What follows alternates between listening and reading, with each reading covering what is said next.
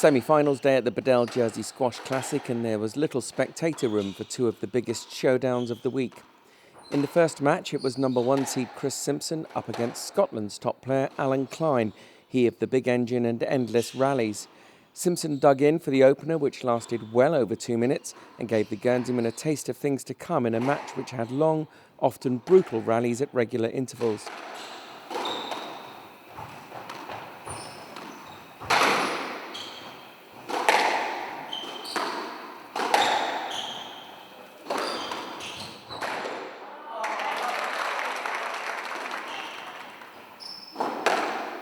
For the first 2 games, though, Simpson was not only winning those rallies and the one who managed to finish off the quicker rallies, more often than not with the volley drop that has served him so well so far this week.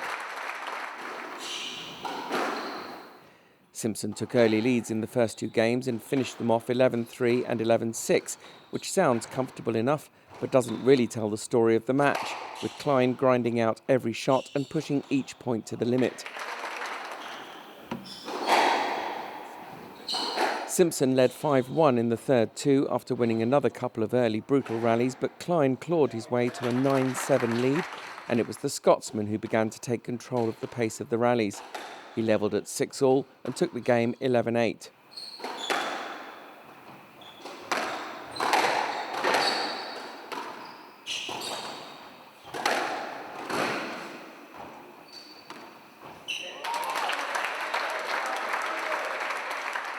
Simpson resumed control early in the fourth, though, winning another of those huge rallies to go 3-0 up, and relatively quickly extended the lead to 5-2, then 6-2 on the back of another extended rally. After that, the end came quickly. From 2-10, Klein saved 2 match balls, but a comeback was never likely, and Simpson closed out the match to reach the final. It's a very, very physical game.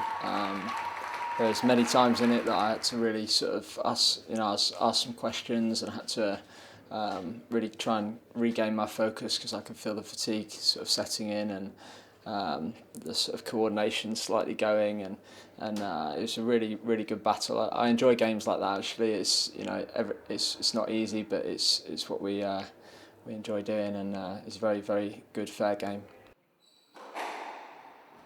The second semi-final was a much quicker affair as second seed Adrian Waller from England eased past Scotland number 2 Greg Lobban, who was clearly struggling physically after his marathon 95-minuter in the previous night's match.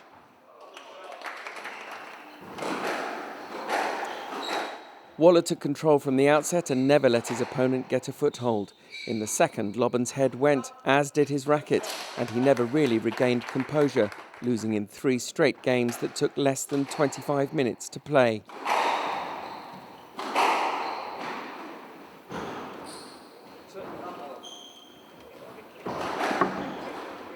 I started well and controlled the match from the off. I mean, my opponent, Greg, he had a tough match yesterday, so I had that in my mind and just tried to make it tough from the start. And as the match went on, I could see the effects that last night had on him, so I just had to keep my mind focused and push through. And luckily, it was quite straightforward for me in the end, and managed to get it off relatively quickly.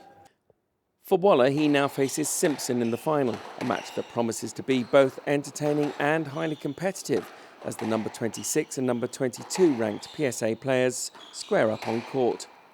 They match each other in age. Waller's got the height advantage, but Simpson has the better world ranking, so it's an almost impossible match to call. They're both very accurate, so it'd be quality squash.